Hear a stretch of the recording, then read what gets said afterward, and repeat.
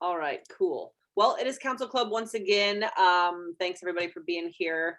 It is Thursday, the 30th of September. It's October Eve. I can't believe it. But we were actually out of town this past Tuesday. So we are going to go over what happened. But first, we actually are going to hear from Jane Skinner here in a moment. She reached out because, as you know, the concept of Council Club is for us to go over the city council agenda and all like learn together. But when there was so much confusion and lack of transparency around what's happening with the library, and just, it felt like a similar theme to what we try to do with Council Club, which is demystify and hold folks accountable that are making decisions. So we had a little bit of a discussion last week and just kind of wanted to hear another perspective on it and have some more conversation about that. So at this point, yeah, Jane, thanks for being here. No Go problem. ahead and introduce yourself and tell us what you know. All right, so my name is Jane. I am a librarian with the Nebraska Department of Corrections, and I've been in that role for about 2 years. And then I previously worked at Omaha Public Library for about 3 years.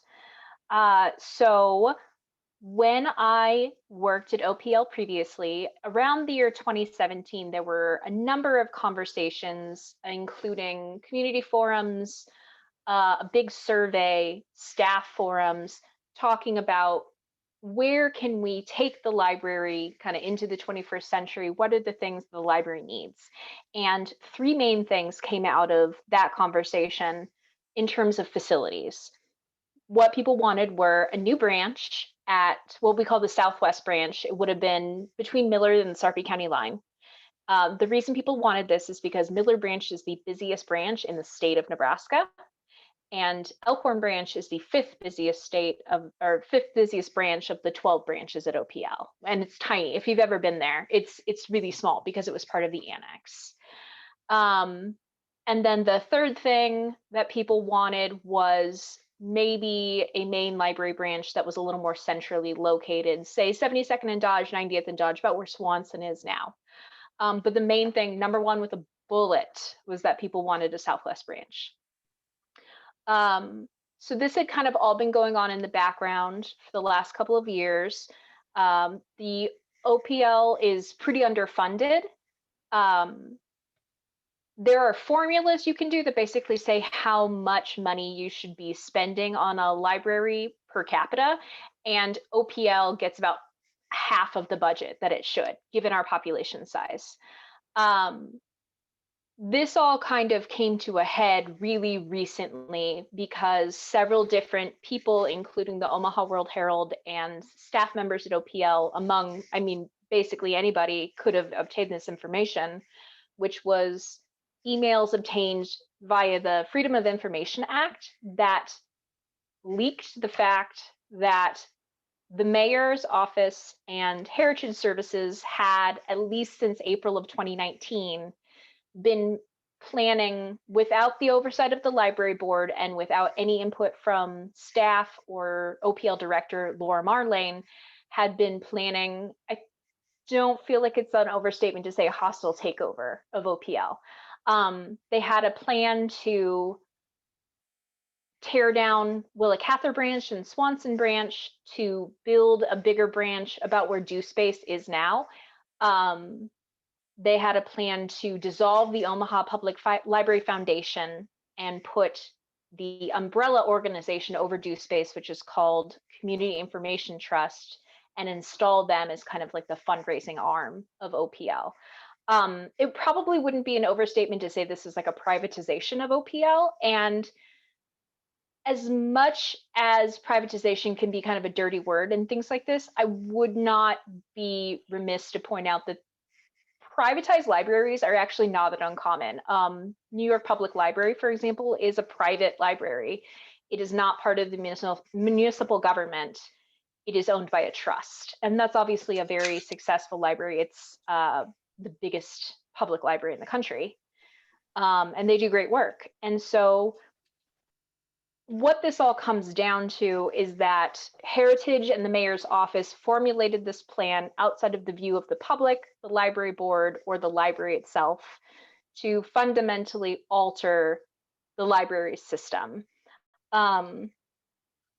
I've spoken to a number of people, including somebody from the library board who was completely unaware of this plan, had no knowledge that any of it was happening up until she saw the Twitter thread that we all saw with the FOIA emails.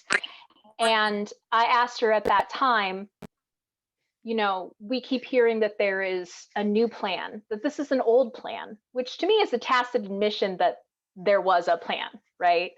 That there was a plan to privatize the library and tear down a number of branches and consolidate and probably cut staff, most likely. And I said, have you seen anything that would indicate that this wasn't the plan up until a couple of days ago when those emails dropped? And she said, no, as far as I know, there is no new plan. I have not been in a conversation. I have not seen a document that says there is a current plan other than this old plan, which was called Project Lightbright in that email drop. I feel like I'm kind of all over the place. This is something that library staff and people kind of in like the know have had a lot of inklings about for a really long time. But it's just in the last couple of days that it's all really like come into sharp focus and we truly understand the scope of it. So if anybody has any questions, like hit me. The mayor and the World Herald seem to kind of backtrack on all this. Yeah, actually, the mayor said it was rumors, which is hilarious. They were FOIA'd emails.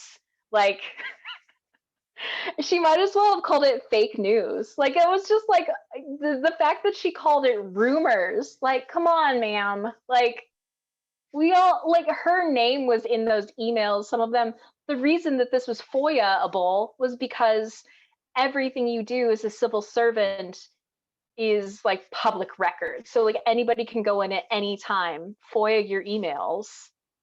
Like all those emails I send at work that say I think Pete Ricketts is a piece of shit. That's all public record, you know?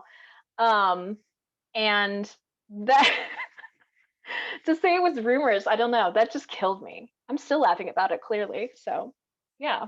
I think that's the big issue that a lot of us have had is like, you know, whether or not it will destroy the libraries. I mean, I don't know obviously near as much as someone like you do, but I feel like what I do understand is the lack of transparency and communication. And that's the thing. Absolutely. Yeah. Yeah. I don't understand. I think that's the real, like if I had to, the way that I see this is that there are really two different prongs of like the problem, right? There's the Project Lightbright prong, which is that there was a whole plan that none of us knew any about, including the question in the chat, like, what does the library board think about this? This is brand new information to the library board, as far as I can tell.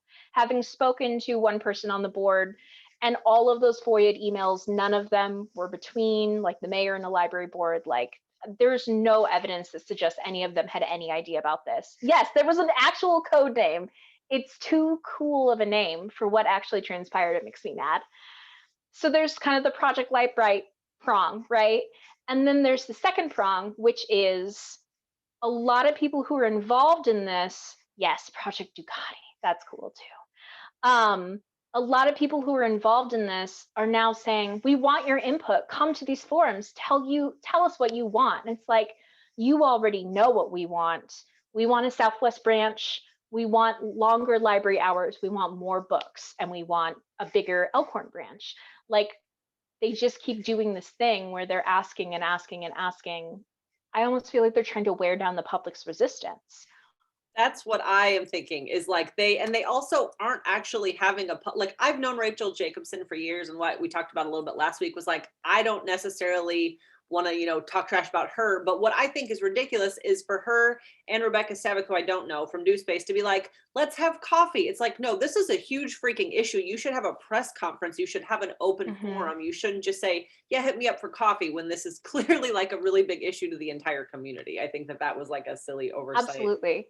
And I think what's really disturbing to a lot of people in this is like a lot of the plan seems to revolve around the idea of New Space merging with, so if you go back and look at Savick had this whole long Twitter thread, like kind of the day she broke, and was basically like, I'm going to address these rumors. Like she's some kind of an influencer, like you wear the hoodie and you, everyone hates me. Anyway, I'm editorializing. She said that this is the biggest donation, potentially, if it goes through. This is the biggest donation that the Omaha Public Library has ever received. She used the word donation and partnership interchangeably. And then I spoke to someone a few days ago at Omaha Public Library. Yeah, why couldn't it just be an actual donation? Great question that seems to have no answer. Why couldn't they have just awarded a lump sum to the Omaha Public Library Foundation? Nobody knows. Why couldn't they have just donated the money to build a Southwest branch and then we would call it the Walter Scott Southwest Branch Library? Nobody knows. I spoke to someone at OPL who said that a month ago in August, they were told that when the merger went through that their department would be eliminated. So is it a donation? Is it a partnership? Is it a merger? There really doesn't seem to be any answer to that question as well.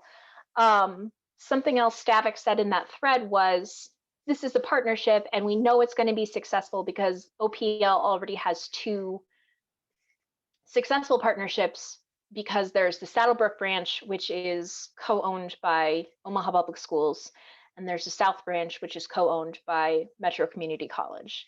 The difference between MCC and OPS and DoSpace is that MCC and OPS are publicly funded educational organizations.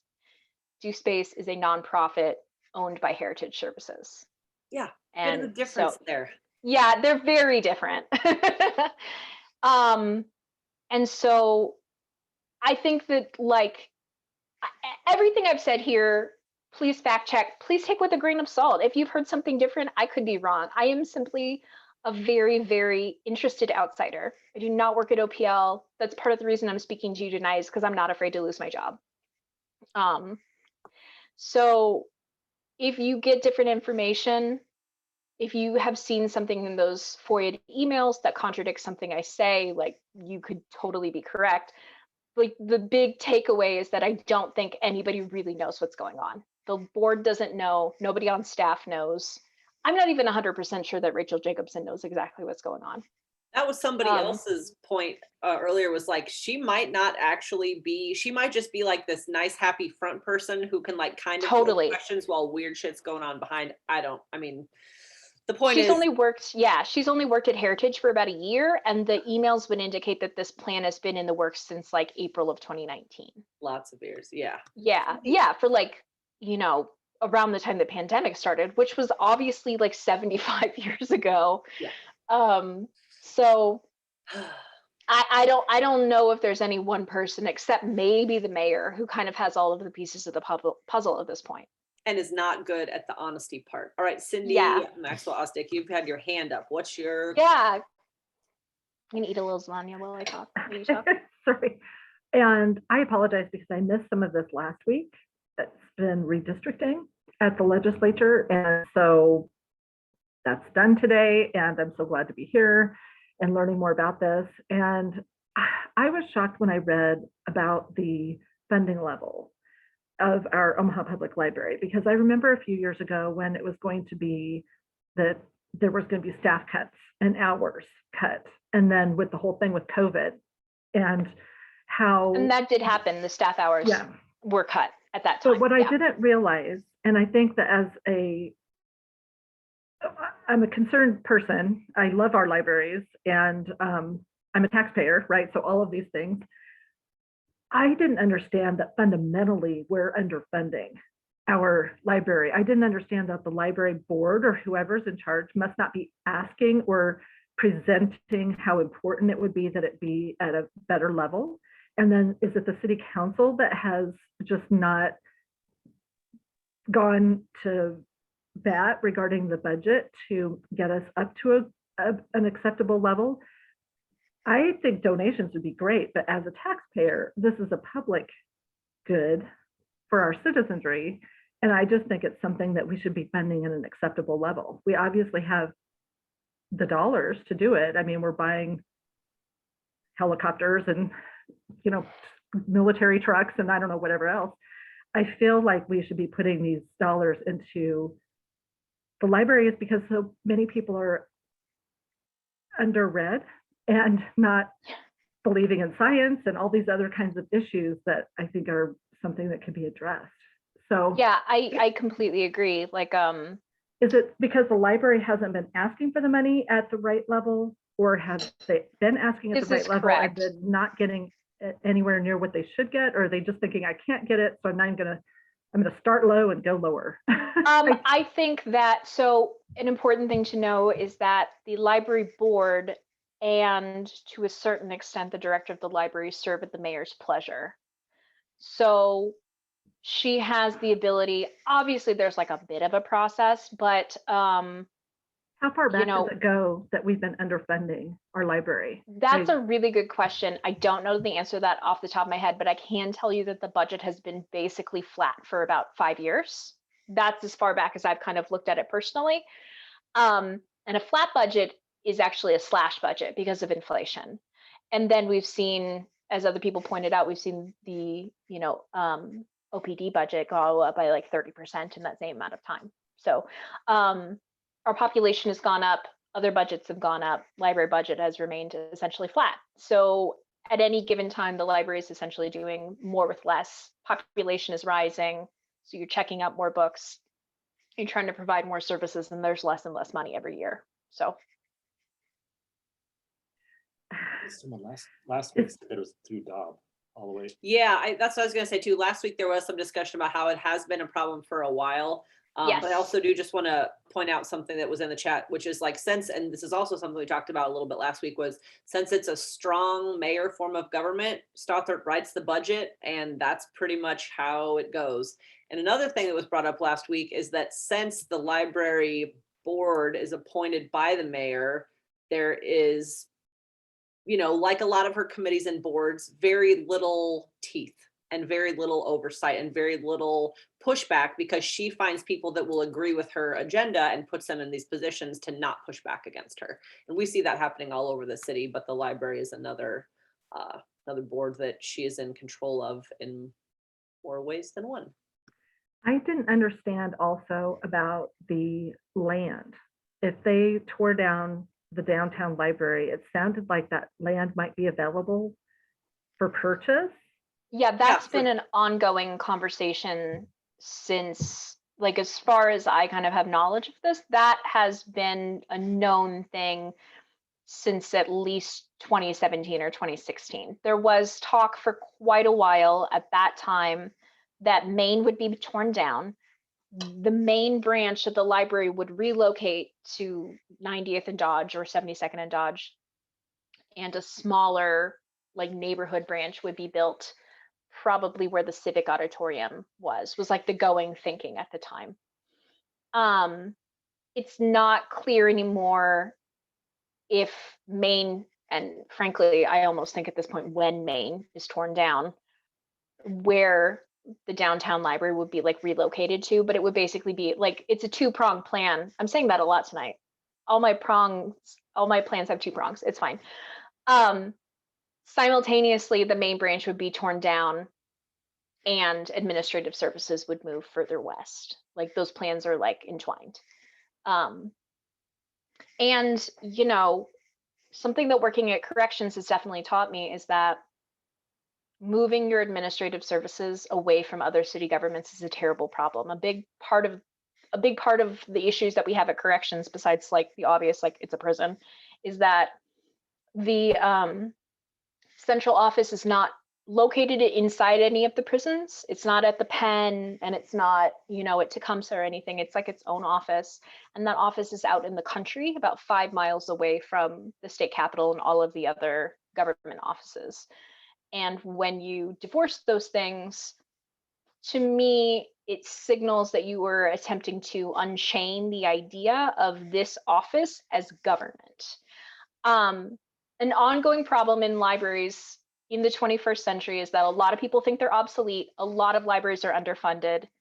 Mine is like wildly underfunded.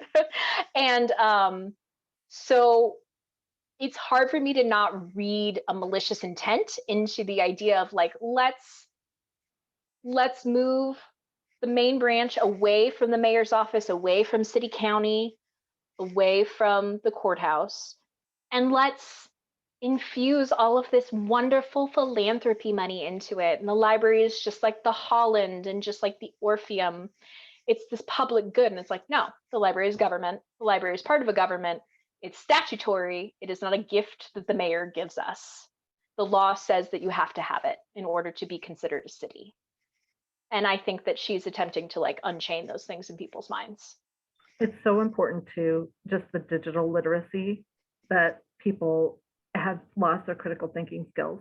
It's the kind of breakdown of how people view their incoming information and making sure it's credible. And I know that librarians have that expertise.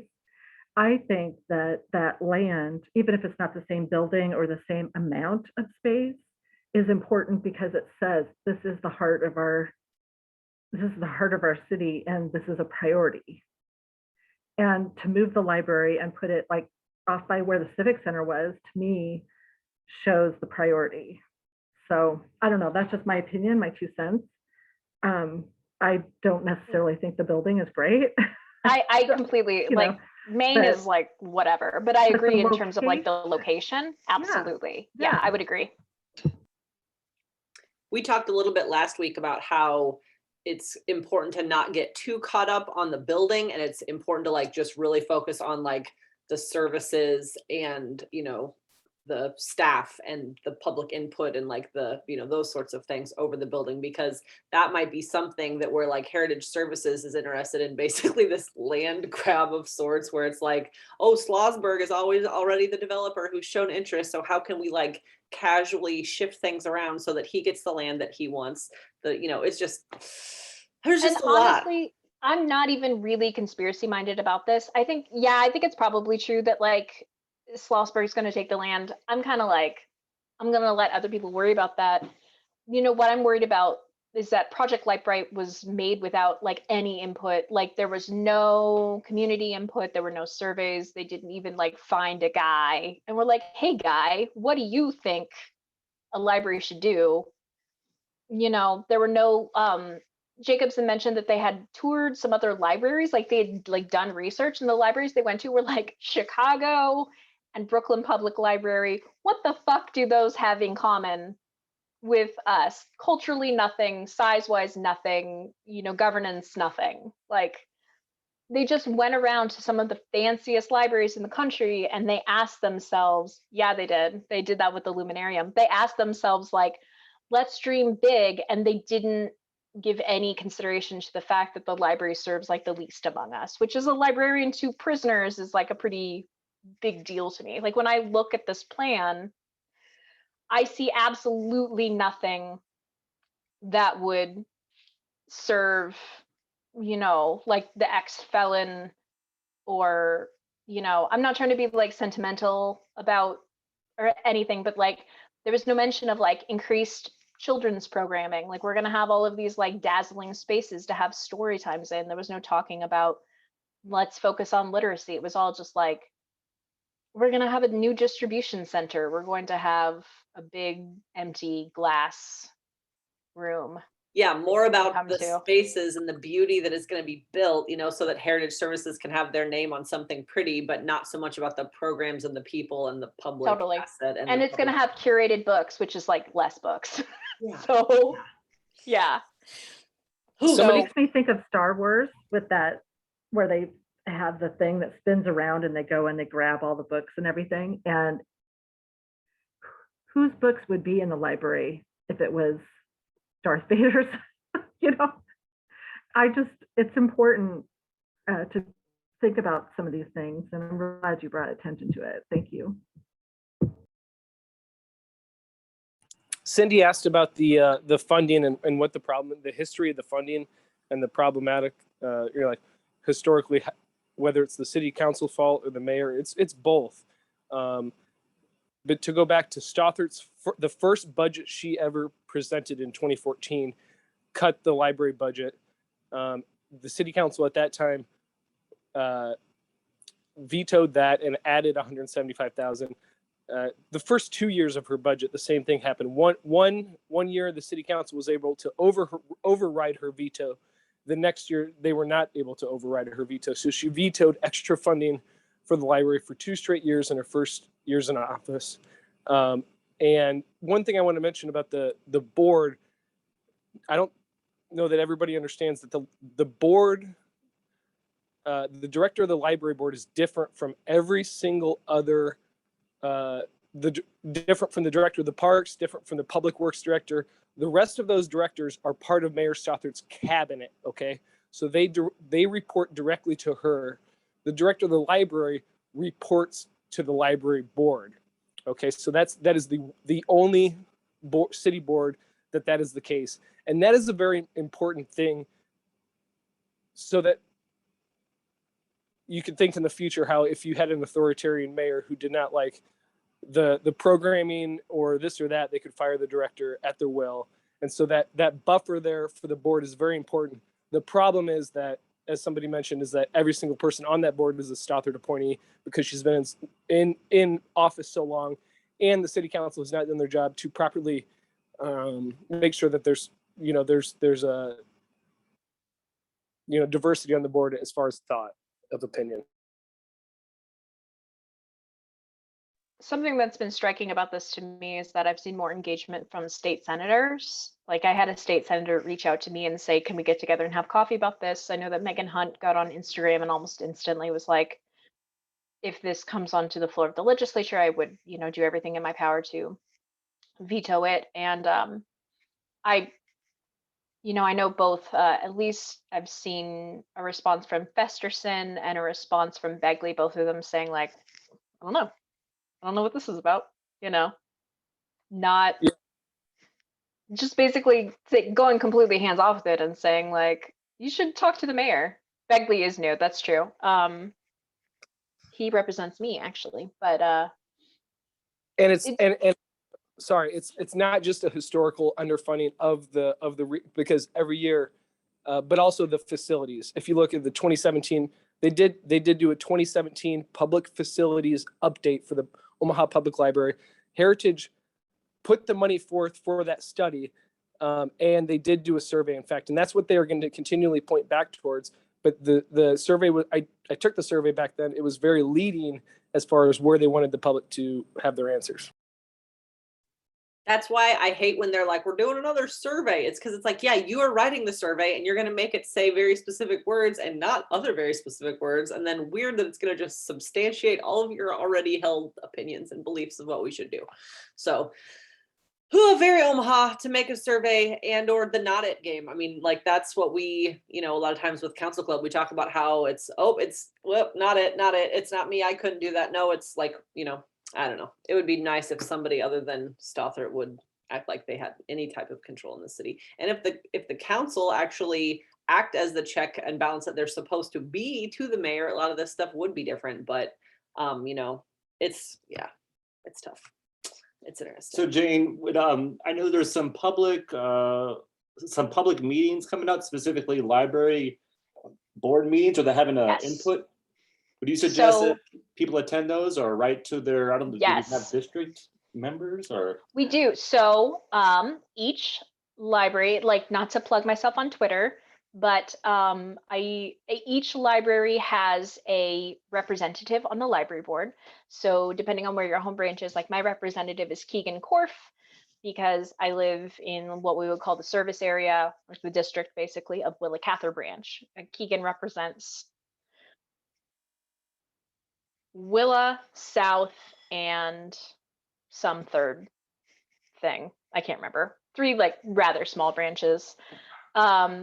Each representative on the board represents a specific library. So if you live in Saddlebrook, you can find out who that is. There are going to be, there was recently announced a 5th forum.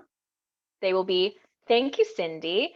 They will be held at different branches on, I believe, the 7th, 10th, 12th, 18th, something like that. That is on the library website on the events page. When you're on the library website on the events page, I dare you to sort it by adult events and see how few there are. Omaha Public Library provides almost no adult programming other than like book clubs. Like you'll be able to find these forums really, really easily if you sort it by adult, because it's like the only thing they have going on. Tomorrow also a survey will go live, and you will be able to participate in the survey if you can't come to one of those forums. They're all in the evening. They're all from like 6 to 8 p.m. on weekdays. That obviously wouldn't work for everyone.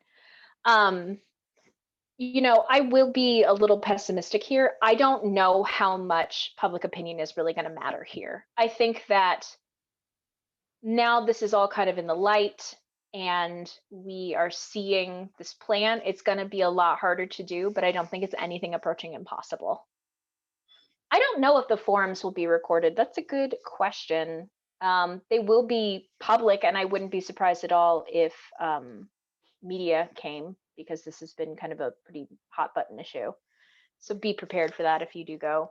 You know, that's like my hard sell on that. Go to the forum, call your library board representative, call all 8 of them, you know, whatever. They all need to hear from you, frankly. Take the survey, tell your friends, go to the forums. Like, they can't ignore all of us. You know, I participated in a couple of like legislative testimony really recently, and it is really, you really can't capture, there's a real lightning in a bottle feeling when everybody gets together in the same room and testifies, right?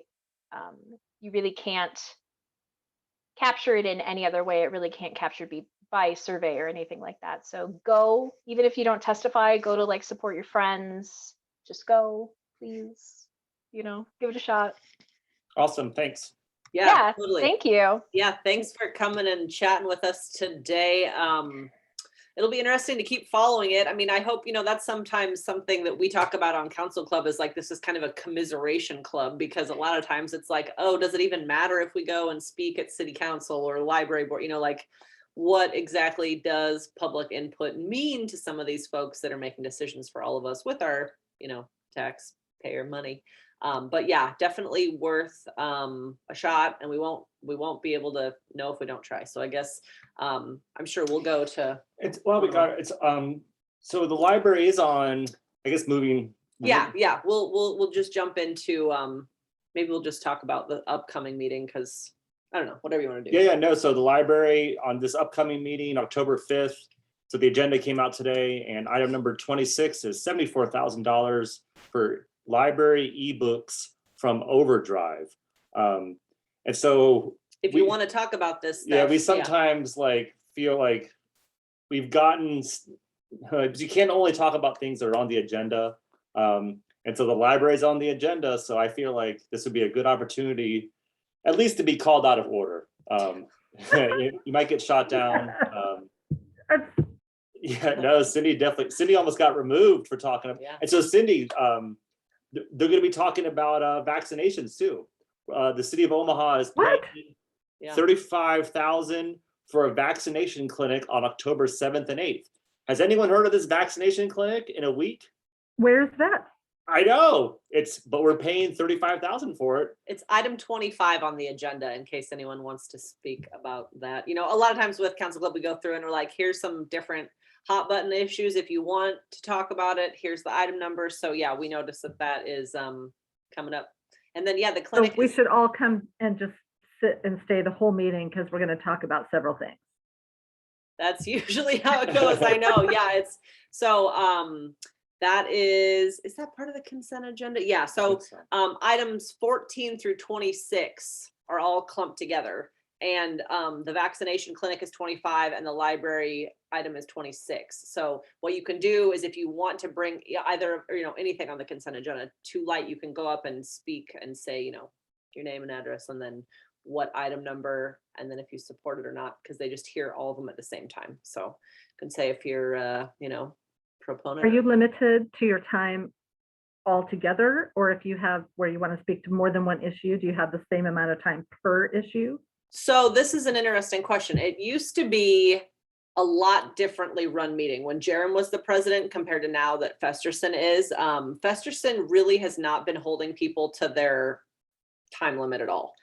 We've seen people speak for like, what'd you time someone 20 like minutes. 20? Yeah. So it kind of, I mean, that's definitely not the norm, but Festerson runs a lot more relaxed meeting, although not to just jump back and forth and all over the place, but he did remove Larry from the chambers on Tuesday. Bye, Larry. you know, so I mean, it kind of just depends on the week and what the context is. And if you're Larry and you're up there every week saying you aren't telling us about what TIF means, then you know you might get booted. But if you are speaking about vaccinations, like you might, if you keep it to about 3 minutes and you stay on topic, he probably will let you talk about it. I mean, it is at least what this one's about. You know, last time you got called out of order, it was because we kind of tried to find a way. I think it was about libraries, and then you talked about Oh, COVID. yeah, Yeah. it was. So you'll at least have a better shot because you are talking about the topic. So And I feel like with the vaccination, I would imagine we're going to see Dr. Ben Tapper yeah, and all the those whole crazy people. Ali French.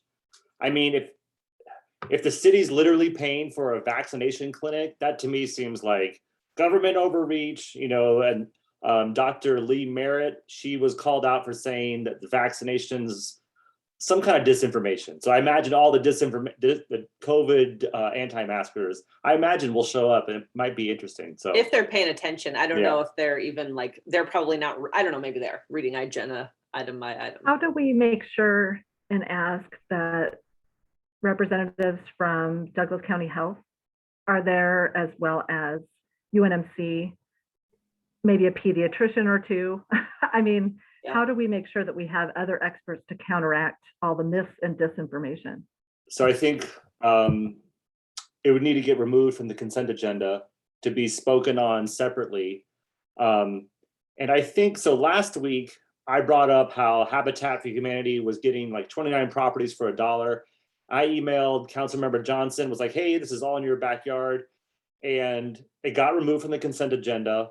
And they spoke about it probably for like 20 minutes. And so I think that would be probably the first thing we need to do is bring it to our attention, bring it to your council members' attention, ask for it to be removed from the consent agenda, and then also maybe reach out to like Dr.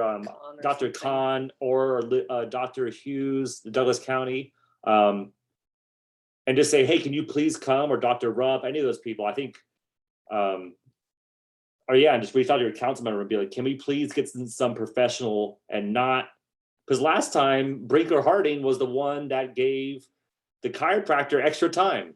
And he was, and then Dr. Melton was the one that gave the tattoo removal like 20 minutes to spouse disinformation. And they were on the same playing field as like these infectious disease specialists as the Dirty Dozen disinformation. Yeah, it was just a nightmare. So it's just something to watch that we just kind of noticed will be on there. But I think everyone should message their council member and ask for professionals and not disinformation people. So I might avoid Harding and Melton, unfortunately. I mean, that was their professionals. Oh, but everyone else, I know that. Well, man, so Ben Gray had a great relationship with Dr. Khan. They used to have a good rapport. But yeah, I think we should message all those people. Douglas County Health and Liz Hughes. Hughes? Yeah. Hughes. Yeah. It'll be interesting. All right. How is it already almost 8:20? All right, we're gonna blast through last week and what happened. We were out of town, but we did rewatch last Tuesday's meeting. Was anybody there? I think I'm gonna take off actually when I finish eating my lasagna. Do it. Thank you you so so much. Thank Jane. you so much for having me. Yeah. I'm happy. I just like cold called you and was like, let me come. You were Anytime. so nice. Keep in touch. Thank Yeah, you. thanks for All right. Enjoy your Thank lasagna. Yep, Good bye. night. Bye. All right. So yeah, I don't know if anybody was there on Tuesday, but we'll just kind of blast through some of this. I guess we don't really need to talk line by line, but So the first thing was that TOD rezoning. And it was just interesting to hear them talk about pedestrians and orbit and trees. Like, what city? I don't know. It just seemed very not like Omaha. It's usually cars, parking, and defunding the library. So this is behind the Chipotle on 72nd and Dodge, the Fuddruckers, and it sounds like it's going to go through. It sounds like they're going to put some trees up. They're going to fill in. It's an empty lot. So they're going to not tear down certain trees. That was, I think, the big issue, that they had some opposition from a neighbor, but it sounds like they're going forward. This is a good time to point out that the TOD language is pretty weak sauce, and it could be a lot better and should be expanded. That's another Transit-oriented design, development. Yeah. development, thank you. Yep. And come to boat shift meetings if you want to talk about that. All right. So then we've got more density conversations. Oh, I guess this one was kind of interesting. Again, if anyone was there, we're going to get to you, Mark. You were there and your testimony was awesome. So if you saw anything that we didn't, let us know, hop in here. But on number 11, there was like a rezoning request for some lots on North 31st Avenue. And everybody voted yes, except for Councilor Johnson, who voted no, but she didn't say anything about it. There was zero discussion. It was just like, nope.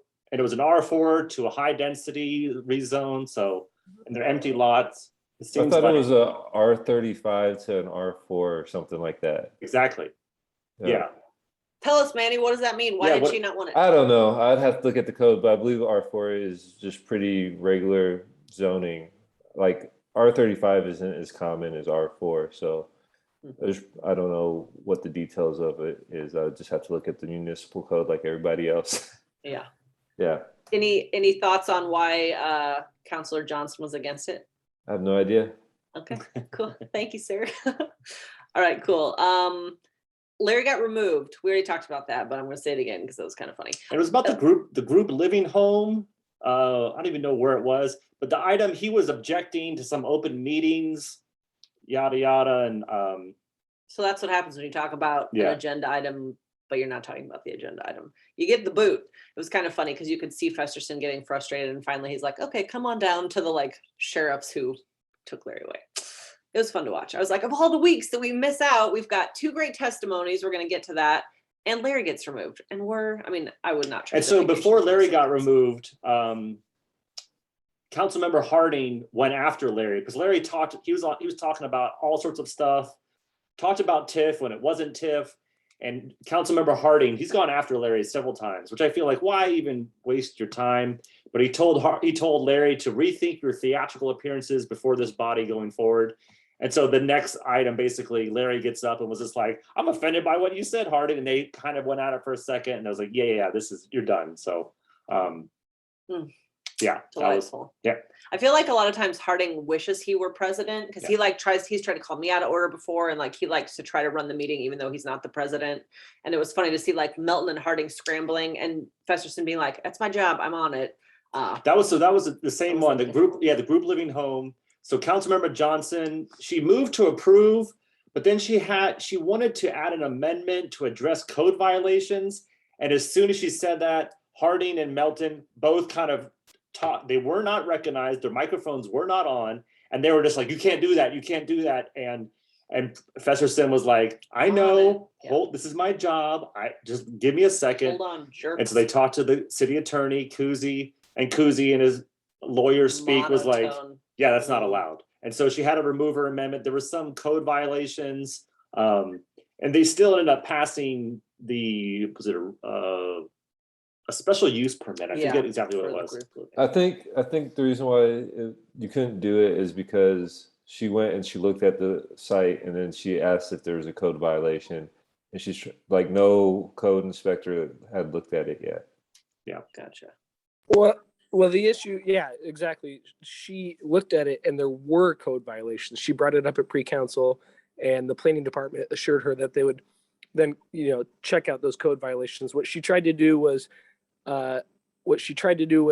pass it with an amendment saying that they could get their liquor license once the code violations were addressed, which is as the Matt Kuzi said, it's that was not feasible, but she didn't understand the process. She doesn't understand the process. What she could have done is laid it over for 2 weeks or 4 weeks and said, I'm going to propose to lay it over until they address their code violations. And that would have been perfectly within her job, but nobody's helping her out there. And she's a little bit, she's drowning, she's in over her head as far as the procedure, and nobody's helping her.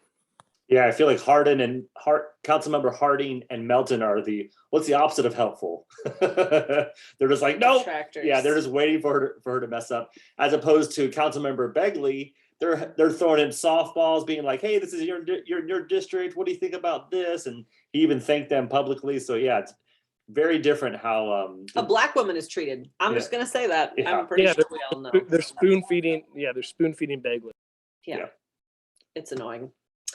whatever you think about Juanita Johnson, it is definitely hard to not acknowledge that she's being treated differently by the rest of the council. Yep. Okay, let's see, a liquor license request for Bull Moose on Center and 35th, talking a lot about parking. Ugh. They talked about parking for almost 20 minutes. It was just like, yeah, we get it. And they ended up, it was a liquor license, but they're like, what about parking though? But yeah, that passed, no problem. And I do think that's when Councilmember Harding said, I'm sorry, no, when Begley said, I'm new at this. So we're going to be adding I'm new at this to the bingo card. I think he said it twice last week. He says it every week. It'll be yeah. an easy square to fill in. Yeah. We are going to try to have, for next week, we're going to have the bingo card to share with you all so that you can play along like we do. It's stuff like Larry is in the center square, or, you know, all these silly things that make city council a little less. Out of order. Is Larry getting removed to center square? Because that's, I mean, No, it's just Larry. It's just Larry. Oh. Yeah. you get one no matter what. Yeah, it's basically the freebie, the you know, yeah. because you know he's going to be there and he's going to say something stupid, and I don't know. Yeah, it's fun. Okay. Okay. I wanted to bring up the Habitat testifier. I'm going to butcher her name, but she was with Compete, not Yeah. Complete. No, Compete Technologies. Jaquela Yarbrough. Thank you. I really just hadn't. Have you all seen her testify before, or do you know her, Mark, or anybody? Yeah, she's done community engagement for like the project over off of Sorensen Parkway, the old Mayat project. I don't know. I watched some of the testifying, but I think she did a good job. Yeah, I did too. I was like, yes, fresh voices. She's making like a lot of good points. Yeah, I don't know. It's always, you know, obviously we're nerds. That's why we're all here doing this, but it's just always exciting to see. I didn't recognize her. I was like, yay, okay, awesome. She's super smart and should come back and talk more about this stuff. We also had a call from someone who spoke at City Council last week, Cheryl Weston, who we invited. I don't know, maybe we'll see her next week, but it's just cool to get more folks paying attention and wanting to be involved and continuing the conversation. And Cheryl was speaking in support of some 75 North development, but had a lot of questions. And I think did you know the name of the group? I think it's like the North Omaha Betterment Group. Yeah, You know anything? I heard her mention that, but I don't know that much about them. They just started. But yeah, I've talked with her a couple of times. She's pretty on point. She gets down to the details of things. Yeah, it was cool to have her reach out. And I think one of the things that Miss Yarbrough said she said it's not so much about Habitat. She's like, it could just be Corporation A or nonprofit, any name nonprofit. I thought it was a really good point that it doesn't really matter that it's not necessarily against Habitat. It's just, it doesn't feel right that any nonprofit is getting any amount of property for $1. And I looked into the Douglas County assessor. I just typed in the word Habitat into building owner name. They currently own 100 properties in Omaha, and they're pretty much all in District 2.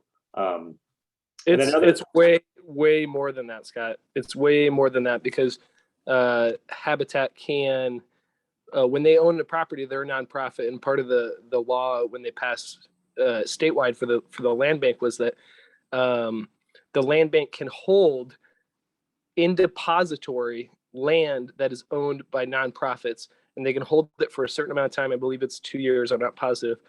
For that nonprofit to take time to be able to develop it, and so then it continually stays off the tax rolls while the land bank owns it.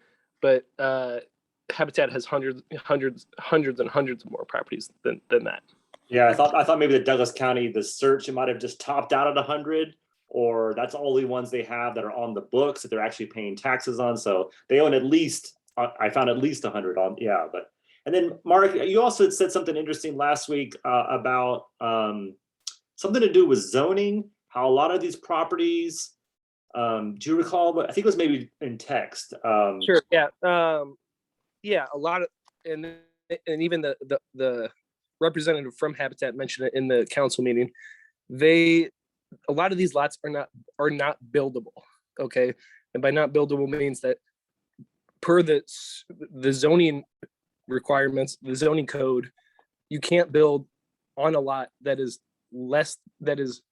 40 feet wide or less.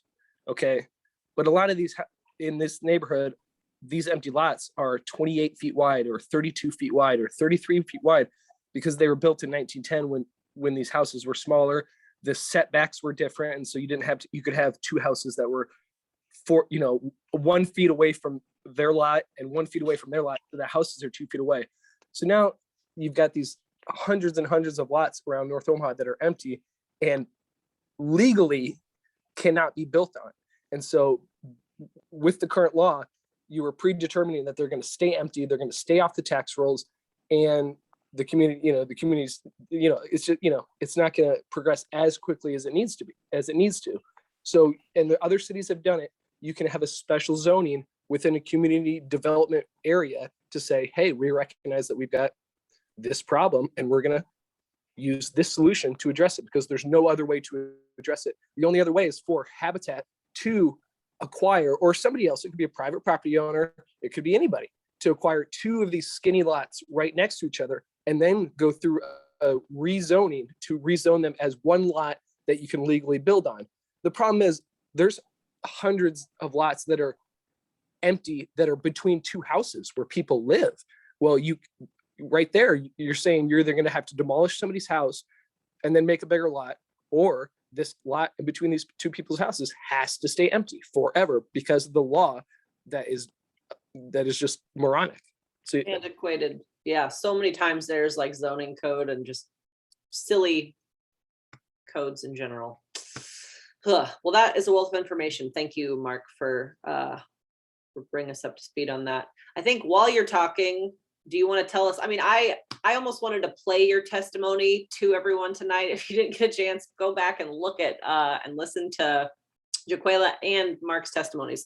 But Mark testified about item 44, which was about, and actually Cindy Maxwell Osdick, I like that we have several Cindy's on the call.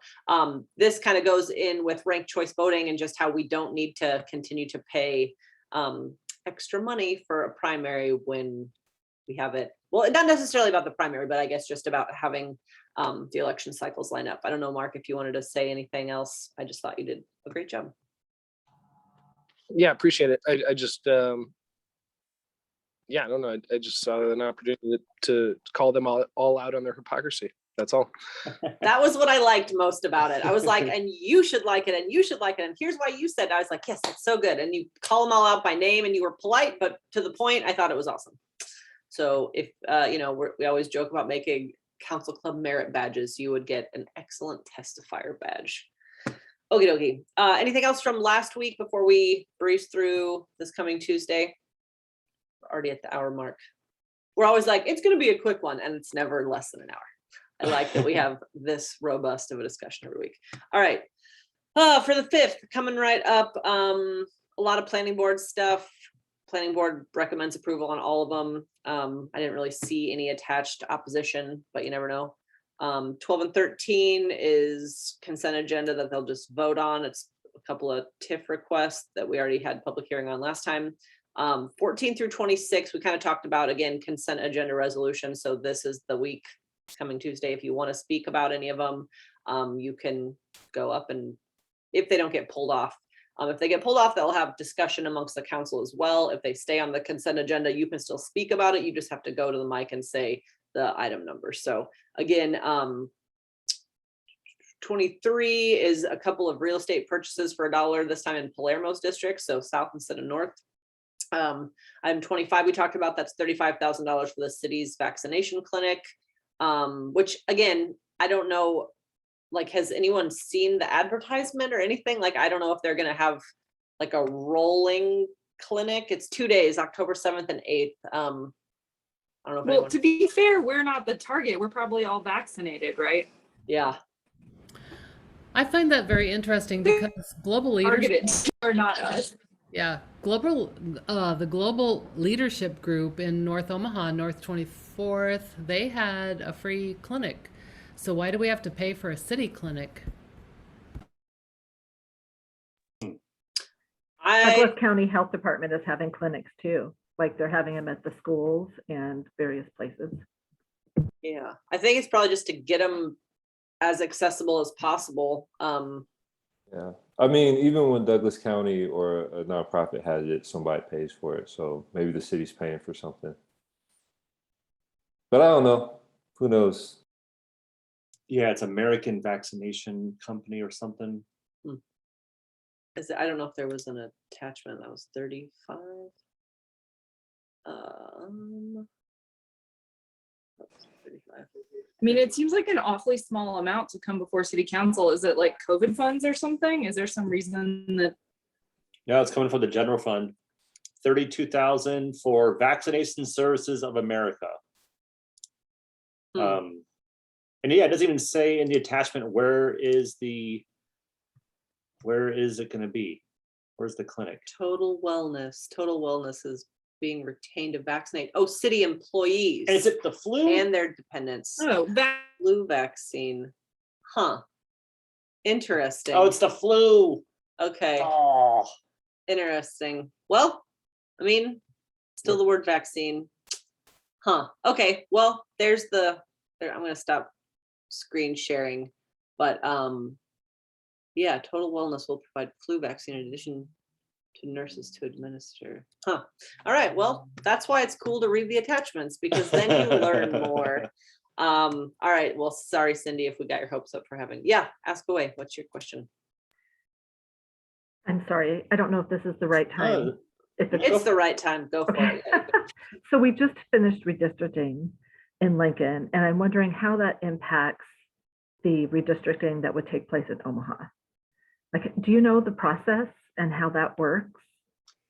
so Douglas County had a meeting maybe 2 weeks ago, and they're going to do, I believe we draw our own maps. But I don't know what I feel like the deadline is in a couple months. But even talking to like Eric Williams at OPPD, they're going to draw, everyone's going to draw new maps. But I think the legislative was first, just because they have that deadline for the 22 elections. But they are coming up, but I don't know when. We haven't heard when specifically. And have all of you shared the Douglas County Commissioner position? I know this is Council Club. Oh no, it's on our notes. You're Yeah. you're right on point. Yeah. That is something I messaged Cammie today. I was like, Commissioner Cammie? I haven't heard back. But yeah, I don't know. It'll be interesting to see. Probably Roger Garcia, since he ran and almost won. I know that he at least has said that he will apply. But it's very different when you just apply rather than running a campaign. So I don't know and I know also Cammie just got a promotion at Inclusive Communities. So yeah, exactly. I think she's pretty much over it. So we'll see. It'll be interesting to see what happens. Hopefully we get some other decent humans. I don't really know Roger Garcia. So I don't know if he'd be good, bad, or otherwise, but it's always nice to have some other women, femme folks apply too. So And thankfully, Colleen Brennan does not live in the district, so she will not be getting that appointment, or at least we don't think she will be. God, she'll probably move just to. No, that's not happening. Yeah. We will not allow it. But it's going to be interesting to see if they do interviews, unlike when there was a vacancy on the city council, no interviews. It was basically who emailed and bugged Palermo the most. Yeah. So I definitely will be watching this one closely. I expect zero coverage from the World Herald, just like last time. They'll wait until it blows up. Hopefully, yeah. I feel like if Dan Ash is involved, I think Dan Ash will be, run a tight ship, or at least We do love Dan Ash. do the right thing. Okay, so I want to talk about what I'm seeing in the chat with the ARPA funds.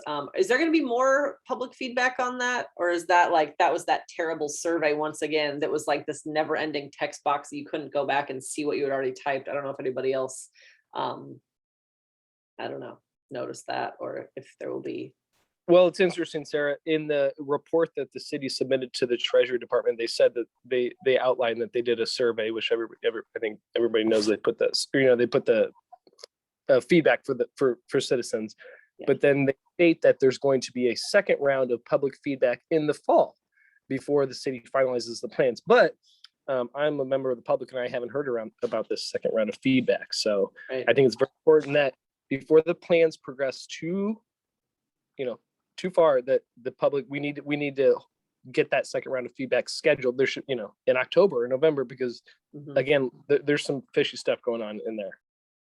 Yeah, I'm wondering if we couldn't say, oh, we realize that the libraries need more money, and here is the time where you could do something about it, and you're realizing how important these services are because people are freaking out about the fact that anyway, we'll see. That's a good point. We got to keep an eye on that for sure, because I also haven't seen anything else about that. Huh. All right. Yeah, I guess you said as far as what's in that plan so far, police money and visitors bureau money. There's also, for folks that are following police funding, there are a few more items. Numbers 32, 33, 34 is all more money. One's for gang prevention. They're all grants. There's another violence against women, or stop violence against women. They're going to hire some folks. And then city and county is getting 170 grand each from another. Very no detail. It's just like they could spend it on crime prevention and goggles, and I don't know. It's kind of just another pot of money. Where's that list? Where's that listed? That money for VAWA? So it is items 32, 33, and 34 on the agenda. And then there's also school resource officers. It's not going to be public hearing this week, but it's non-action items. So actually there will be a meeting this coming Tuesday, but then there's not a meeting on is that the 5th? In my paper calendar. It is the 5th. There's no meeting on the 5th. And then they'll have one on the 12th Nope, again. sorry, you're off by a week. I'm off by a week. No meeting on the 12th. But when they come back on the 19th, that's when the school resource officers are going to be on the agenda. So I know that there are a lot of high school kids and not high school kids who are really against cops in school, because that continues with the whole school to prison pipeline situation. So school resource officers in Elkhorn and Millard are items number 60 and 61, in case anyone's keeping tabs on that. And yeah, that was the end of kind of our notes. So I don't know if anybody else has anything else they want to say before we hit stop on the recording. I guess the last little things is we talked already about vacancy for Boyle's seat, library stuff redistricting, and then the bingo cards. So Cindy, do you want to give us a Maxwell Osdeck a quick redistricting recap? I know that you've been following the legislature. Actually watched. So you do the progressive study group on Facebook. I watched a cool live stream with you and Angie. Yeah. Yeah. So our legislative study group follows the legislature, and that's the focus that we have. And we live stream and record all the proceedings that we can. When NET, it's actually Nebraska Public Media now, they actually don't record. So when people, even legislators say, oh, watch today, or, it's a link to a live broadcast, but then it's gone. So we have taken it upon ourselves to record it so that we can go back as citizens and look at our convenience. Yep. awesome. Because of course it's during the day when people are at work or at school or, taking care of their lives. Have you gotten has NET or whatever they're called now, Nebraska Public Media, have they ever reached out to you and said, take it down, or you're not allowed to do this? No. I think I'm under their radar still. I call occasionally and let them know when there's trouble with their feed and stuff like that. But we have had a few of our recordings muted. A few of them have been removed from Facebook because of copyright issues, and that has to do with the music that NET plays. And so it's very frustrating because it's an automated program that Facebook uses, and if there's just a little snippet of a song, then now it seems like they're just muting that section, which I'm fine. In the past, they took down the whole video. So we put them on Facebook as well as YouTube. Oh, great. So if you can always go back and look at them. Today, they finalized the maps for congressional, legislative, state board of education, natural resource district, judicial, and regent. Wow. And so they quickly, there was no discussion of any of these bills today. There was no discussion. They were passed, sent to the governor, and he returned them within minutes, and it's done. They're immediately, they go into effect immediately. And so that is finished, and now it would go to all the municipalities and like the counties and things for these other elected positions. And that's why I was wondering what happens, you know, here at the city, like how that is taken up. I just didn't know, you know, what is all entailed. It's a very good idea that everyone go to the maps, and I could put a link, or I'm sure you guys can put a link out to the public, that everyone go to all of the maps and see where they're now represented and get in touch with your new representative for all of these various people, because it's important that we be involved, especially when you think about how some of the districts were drawn very with creative license. I don't know what the right word is. But I mean, there's some really weird maps, and some people are going to be in districts that just they're not intuitive. And so it'd be a good idea to actually look up your address and figure out where you're at and be in touch with your new representative. And it's going to be an eye-opening experience, I think, especially when you think about the legislators. There's rural senators that are not going to be representing like people that are inside Lincoln. They took their districts and stretched them. One goes all the way to the Kansas border, and another one of the Lincoln districts goes to Iowa. So there are people in Lincoln represented by very rural located senators. And so, you know, it's going to be important, even here in Omaha, that you find out who your new representative is. Wow. Mhm. Yeah, that was a lot of chaos going on to get all that straightened out. Good old gerrymandering. Oh, you're on mute, but I want to know what you're saying. I'm sorry. I am hoping that the legislature will pass Senator McCollister's bill in January when they return, because he already has one in front of the executive board regarding an independent commission for redistricting. That makes And so now- much more sense. Let's strike while it's hot, because they didn't even get it out of committee. So it is still there, it's active. And if that doesn't work, then I'm hoping a lot of us can come together and actually have a ballot initiative so that we can get independent redistricting for the next go round. Everyone should put it on the calendar, you know, 8-9 years from now. Yeah, exactly. Start Yeah. talking about it and figuring out what's going on, because it was chaotic, it was confusing, opaque. Yeah, So ridiculous. hopefully we can do better next time. Awesome. I think Thanks for the update. I think Cindy brings up a fantastic point in that it's something to be, we can't lose momentum. Everyone's tired after this, but it's an important issue that you can't wait 10 years on, you can't wait 7 years on, you can't wait, you know what I mean? And that's why, you know, in the off time, you need to be, I don't know. If we want to get anything done, we need to be thinking ahead. You know, great point, Cindy. Awesome. Okay. It's a Saturday.